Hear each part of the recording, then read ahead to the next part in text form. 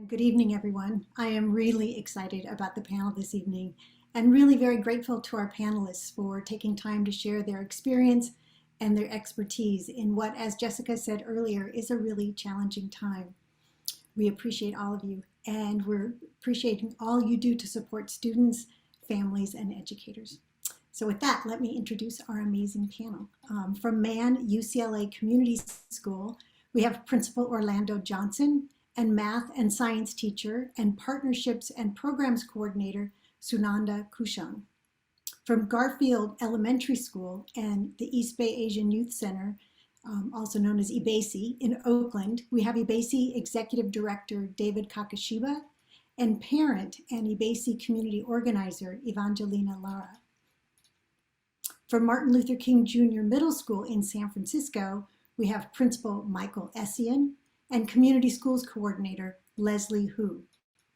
And last but not least, we have Abe Fernandez, Director of the National Center for Community Schools, who we just heard from. So this panel is a bit larger than usual, but we think it's really important to share different examples of how communities have gone about conducting their needs and assets assessments. As Abe said, no two communities are alike, so no two assessments will be exactly alike. So what we hope is that with this panel, you'll get an overview of how different places have approached this important opportunity. The format we'll follow is that I'll ask each of the panelists or the school communities questions, as well as Abe a couple questions, and then we're going to open it up to the audience. So make sure to drop your questions in the panel. And just a reminder to panelists, you have 3 minutes to answer each question. Okay, so with that, we're going to go ahead and get started. And we'll start with our guests from Mann UCLA Community School. So welcome again, Orlando and Sunanda. Thank you for joining us on the first week back after winter break. I'm sure it's insane for you all. So perfect time. So you began the process of transitioning to a community school in 2015. Can you share for us what the factors were that prompted the decision to make that transition and what your earliest first steps were? And if you could include whether and how students and families and educators were involved in that process. I guess I'll start, Ms. Kushon. So the first thing, you have to pay attention to the signs. You know, when I first became the principal here, enrollment took a huge dip. We, at the height of our middle school here, is a historic middle school, almost 100 years old. We had about 2,000 students. When I became the principal, we had about 160 students. So we were in danger of being closed. Test scores had been consistently low for the last, I would say, 5 or 7 years prior to me becoming the principal. And then we had a high teacher turnover. So, and particularly in the core subjects, which means that the students' holes in these core subjects were expanding. So that's what existed when I first became the principal and kind of motivated us to try to go in this direction. Ms. Kushon, did you want to add at all? No. Okay. So the early steps were, you know, we didn't want to just move. So we wanted to gather information. We wanted to survey stakeholders as a district. You know, Los Angeles Unified School District, we already do a yearly school experience survey. In addition to that, we did an original survey of our parents, of our families, of the teachers, of the students, of what they would want in their school. Because we looked at the fact that I think the culture today is that parents have more choice and they were choosing other options. And so what did they want in their school? And once we gathered that information, we started to build, we started to plan. You know, we had to build confidence in the teachers that this wasn't just another turnaround or another takeover or something like that, that this was really truly going to be a collaboration. And we just started to build. We used that data to again to build a plan. And then we also did request some autonomies from the UTLA contract so that we can do certain things, particularly for that teacher turnover. You know, a lot of times we have some vacancies, the district would just kind of place somebody there, and we wanted to have people at our school that believed in the vision. So getting those autonomies was really huge. And then solidifying an MOU with UCLA and LAUSD meant that LAUSD is committed and UCLA is committed, and that I think gave us credibility. So I think that was the beginning of the rationale behind it and what we did in the beginning to try to start this journey. Thank you so much for that context. And you mentioned UCLA. UCLA is a core partner with the community school, and important. It is, but I think what's key for a community school is definitely UCLA is our core partner, the most committed, but it's not the only partnership that we have. Again, it's a community school, so you work with different organizations, different community organizations. What I will say is UCLA helps because one, we want our kids to go to college, so why not partner with one of the best colleges in the country? But two, it gives us more draw for those other organizations to partner with UCLA, to partner with us. So it's been fantastic thus far. So I'm excited to see where we go. Excellent, excellent. Thank you so much for that context. Mm-hmm. One of your early decisions based on that initial needs assessment was to focus on teacher recruitment and retention, and you touched on that just a little bit in your opening remarks. Can you, excuse me, can you share more with us why you identified this as your first priority, and then the steps you took to begin to address the issue, including who was involved and how? And then lastly, share a little bit about the impact of that work, the work you did to focus on teacher recruitment and retention. So regardless of how amazing a principal is, I believe that the number one thing that you can have to have an amazing school is amazing teachers. And the state of having high turnover, the state of having long-term subs and day-to-day subs in key subjects meant that no matter how good our plan is, it's not going to be successful. So that was the first thing that we had to attack. So what we did was, one, we got an autonomy from the UCLA contractor where we blocked the must-place instructors, and UCLA helped us to have the first access to their student teachers that were completing in their teacher education program.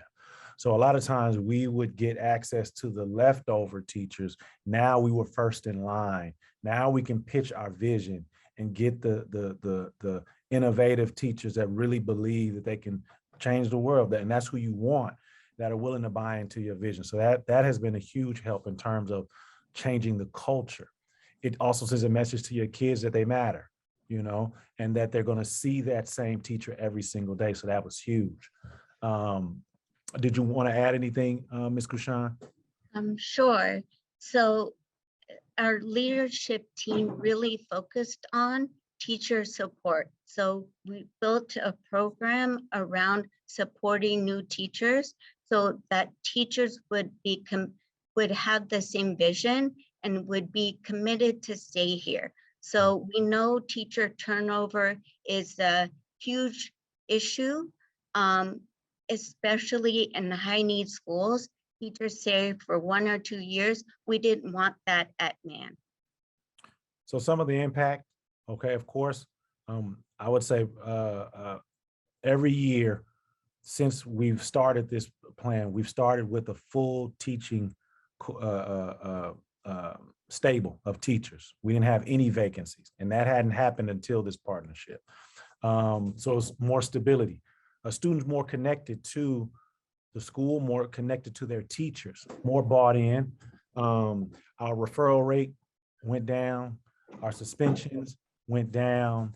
Our test scores prior to when we started the pandemic started to go up. We hadn't gone up in math in about 6 years until we had the partnership, until the kids were getting consistent instruction. We built a plan which focused on certain pedagogical strategies, but I think that in addition to that, because that was at the beginning stage, just having the consistent quality teacher helped the students initially.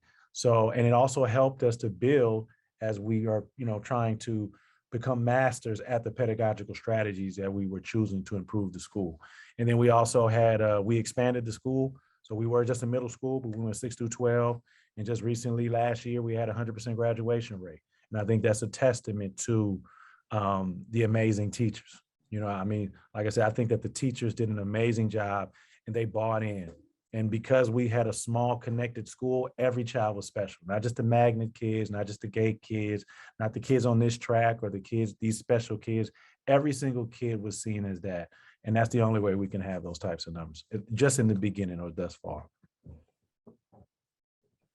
Thank you both so much. So inspiring and also beautiful, really, right? Of what's possible when you invest in staff, you invest in students. Thank you so much. We're going to now turn to our guests from EBAYC, who are part of the Garfield Elementary School community in Oakland. David and Evangelina, thank you for joining us.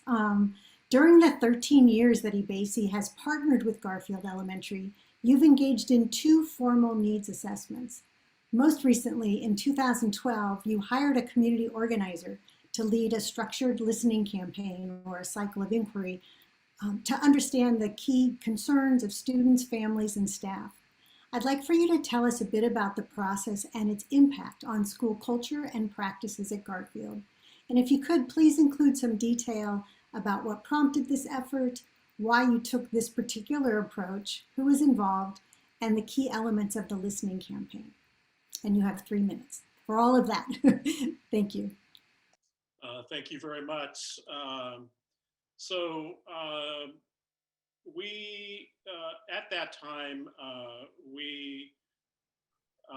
Garfield had gone through a number of principals, and that it's a school that did not have a strong sense of cohesion and a kind of strong social capital.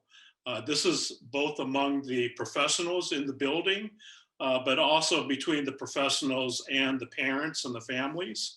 And we got a new principal, first-time principal, and actually he was a 20-something, and so even his experience as a teacher, while good, but was not very long. And I think he quickly encountered a lot of resistance to positive change among his staff. And meanwhile, we had been talking to him, and it's probably about more than a year-long process of discussing and debating about the need to organize a base of leaders among parents to put a greater parent voice and greater parent opinion about how to improve the school. And so we got a very seasoned organizer who had long worked in the schools, particularly around the small schools movement in Oakland Unified. And we had them meet each other, and she discussed a lot about her experience around organizing parents and organizing teachers. He was somewhat familiar with the small schools movement. And over a period of a couple of months, he agreed to engage and be a sponsor of a parent-led listening campaign. And so we started out with basically just doing one-to-one conversations with lots of parents. I think in the end, they reached about close to 200 parents in a months-long process of doing these one-to-one conversations. And from there, we learned that a lot of parents, first of all, we shared school reading data, and it was quite a shock to a lot of parents about how low the reading scores were across the board, and also around some of the racial disparities in there. And I think people just did not have a sense, a kind of a foundation about essentially what good looks like there. And so parents felt very strongly about wanting to work with their child's teacher and build a working relationship so they know how they could best help their child in the school and vice versa. And They went, groups of parents then went on different research visits, basically looking at different models of structures and programs and strategies that help to foster a working relationship, communications between parents and teachers.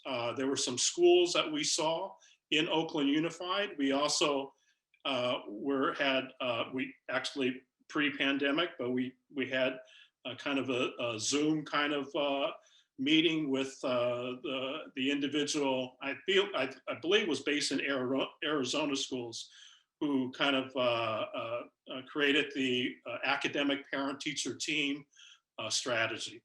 And through those various research activities, parents, we all kind of collectively came up with this concept of what we call focus. They were set every year that we would do 5 sets of face-to-face opportunities for teachers and parents through a one-to-one process and through a classroom-wide process to build relationships, exchange numbers, talk about their own personal backgrounds, and talk about how together they can work together to help the child. And so we have been implementing that for a few years now. And it's, you know, I think in that case, the principal felt that it was in his self-interest to be able to have a body of parents that were really pushing the school to make real concrete improvements in instruction and in academic achievement. And so he allied himself with the parents, and the parents saw that and actually were very welcoming about seeing, because I think that they were kind of shocked that they saw groups of parents wanting to do this work. And we're a school that it's, you know, it's a large immigrant community. It's also very ethnically and linguistically diverse. And so the language, it can be both it's an asset, but it's also a barrier to building that kind of social capital. And David, I'm sorry, I'm going to have to pause you there. There's so much I know that you have to share. We want to get to the next question and to the panelists as well. So apologies for cutting in there. We have just a minute here for the second question, though I think this probably might come up again in the larger questions with the audience. But what were the, it's a powerful and a different kind of process to engage a listening campaign with a community partner. Can you share a little bit about what worked well in that process and what you might do differently for folks who might be exploring a concept like this? And you have about a minute for this one. I think Evangelina is going to take that question.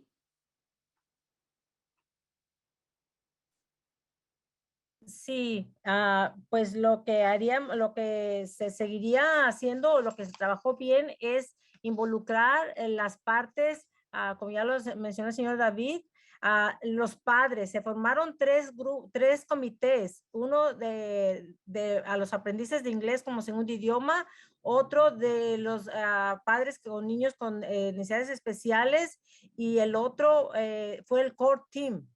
Entonces, el involucrar a las personas que tenían injerencia o esa responsabilidad, en este caso los padres que trabajaban conjuntamente con los maestros, fue algo muy exitoso, porque tuvieron ese sentido de pertenencia, de trabajar para el bien común, en este caso los niños, ¿verdad? Que los niños tuvieran éxito en la lectura que ya mencionó el señor David, y en la cultura latina era que los niños fueran reclasificados antes de dejar la escuela elemental. La cosa que no trabajó, que haríamos diferente, es, yo desde mi punto de vista, es que los nuevos maestros que se incorporan año con año a una escuela como Garfield tuvieran esa anualmente un liderazgo, porque estos maestros llegan nuevos y aceptan los Focus 5, o sea, las 5 reuniones cara a cara, 3 al año, al principio, mediano y final de año, cara a cara con el maestro, y 2 en manera grupal. Lo que yo haría diferente es que esos maestros nuevos tuvieran esa capacitación para que le siguieran haciendo la labor más efectivamente.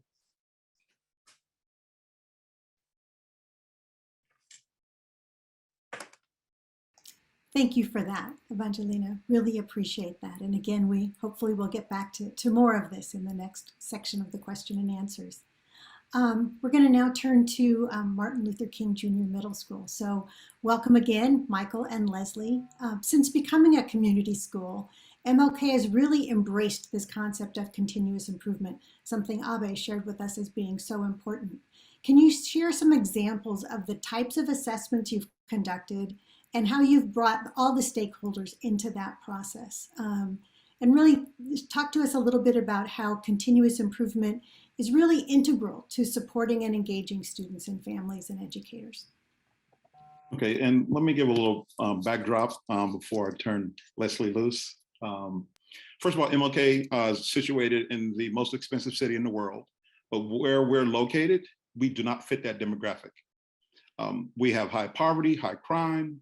We are located in this part of the city where the military base used to be, and the soil is contaminated, so the community is exposed to a variety of things. We are a school site that has approximately 500 students. 1/4 of those students are English language learners. Our SBAC scores are consistently lower than most middle schools in the entire school district. We also share, we write the most referrals. Prior to becoming a community school, we wrote the most referrals in the entire school district, and we had the highest rate of suspension. With that, if you can figure Leslie becoming the community school coordinator, she had come in and we transformed the school into being a community school. Leslie, what do we do? Hi, everybody. My name is Leslie. So we did a couple of different things. I want to be super succinct about the concrete things that we did. I also want to be really clear about when we talk about assessments, I really liked what Abe was talking about. It's really a systematic way to listen. Well, all we're doing is listening to our young people, listening to our families, and listening to our educators. It's just fancy jargon for that, right? And so that for me makes it really easy for me to understand what we're actually trying to do, right?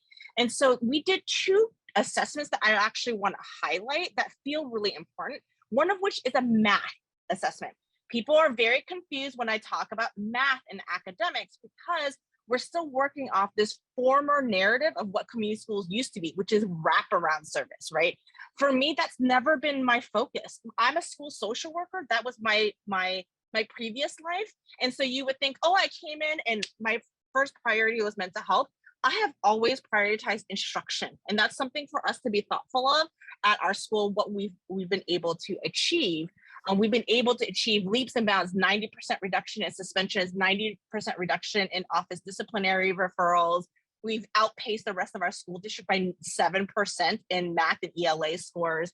And we did that very intentionally. And one of the ways was this continuous improvement.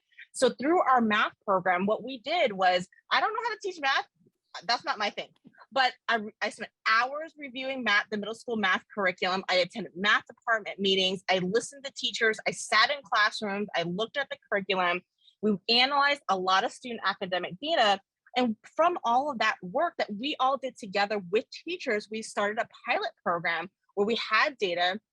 We had acceleration classes where our math teachers did, it's basically an intervention class for kids. We assess where their skills were at.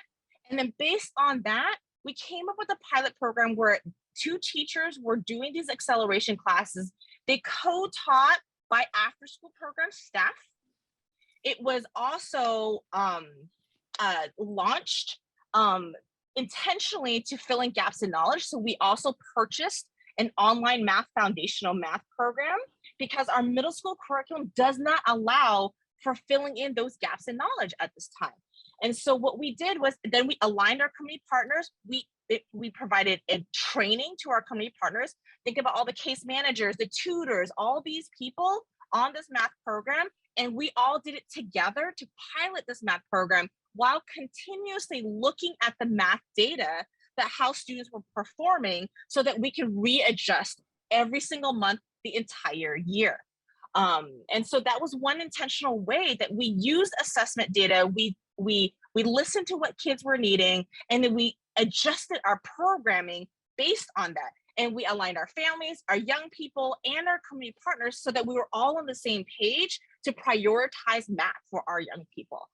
So that was the first assessment. I really want us to kind of think about that. It doesn't always have to be stress. It doesn't have to be social emotional. It's academic too. That's what schools are for, right? And then the second one is actually a comprehensive health survey. It took us 8 months to do this. We formed together a team. It was all the things that Abe actually outlined. It was exactly that, almost exactly. Based on that comprehensive data that we spent hours, we are not researchers. Like, it was like me going back to grad school trying to figure out how to conduct a research study. Like, I'm not an expert on that.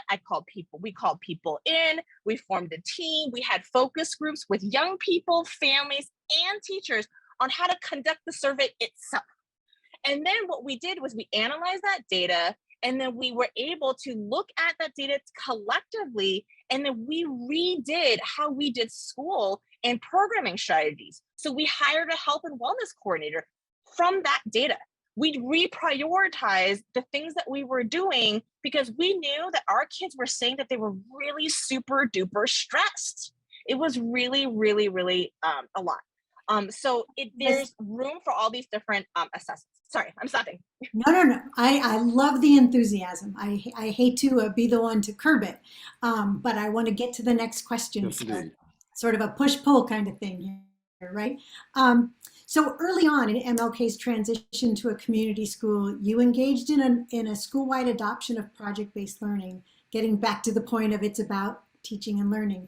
Can you share with us about the school's thoughtful process of reimagining teaching and learning with a project-based focus? And again, you have 3 minutes to answer Okay, that. so that's a great question. So I'm going to go back to that Venn diagram that Abe had shared previously, where if you can think in terms of wraparound services and then academics, and they're intersecting. And in the middle of that intersection, because we're saying this is a community schools, it's dealing with wraparound services and academics. In that intersection, we have students and teachers. And what we say in our community school is there's nothing more important than the relationship between the student and teacher. That's where the magic happens. And so then the community school model, we did a little reframe. At the core of it, academics is at the center. And we looked for a model that was going to be the best to address the heterogeneous classrooms that we had. We had children who were in the classrooms. You're going to be in a 6th grade science class, and you might have 7 different reading levels. How is a teacher supposed to address 7 different reading levels in a 6th grade math class?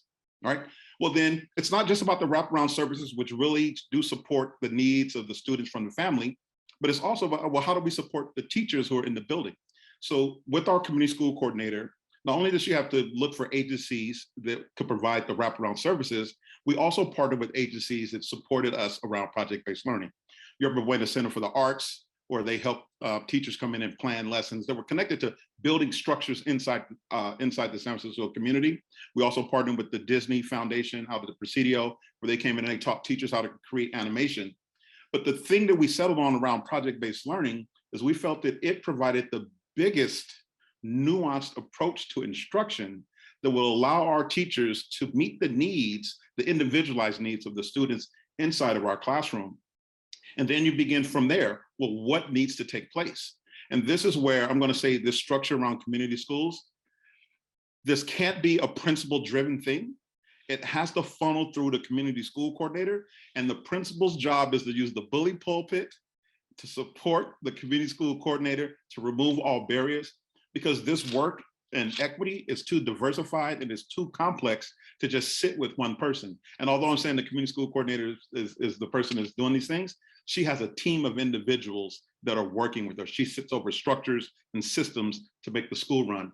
And so we sit back and we have to look at Well, what are the best wraparound services? Well, that comes from the needs assessment, right? What are going to be the best academic supports and needs for our students and our teachers? Well, that comes from actually talking to the students and the teachers, conducting surveys, doing empathy interviews. And so we did a lot of things to move us in that direction. We also took some people where we're talking about a community school. Well, we took teachers to like El Paso, Texas. Let's go take a look at some schools that are doing project-based learning who are doing it well. Let's go down to San Jose. People who are doing project-based learning, they're doing it well. And then let's come back to our school and let's hold a conversation around where are we instructionally and then where do we need to go? Because then the gap between where we are and where we need to go, that's going to inform our continuous improvement cycle. That's going to feed our PDSA. I don't know if there's anything you have to add to that, Leslie, who is amazing. Now, I'm a math guy and Leslie's not. And so she showed up like, yes, Leslie had to go lean into some of this mathematics. And she's amazing. A social worker leaning into mathematics is a beautiful thing to see. I love this. And we've heard from 2 different school communities about the importance of going to places and looking together at practices. And I just love the research piece that you're integrating in. We're going to now turn to Abe. Abe, thanks again for being with us tonight. It's late for you in New York, so much appreciation for sticking with it.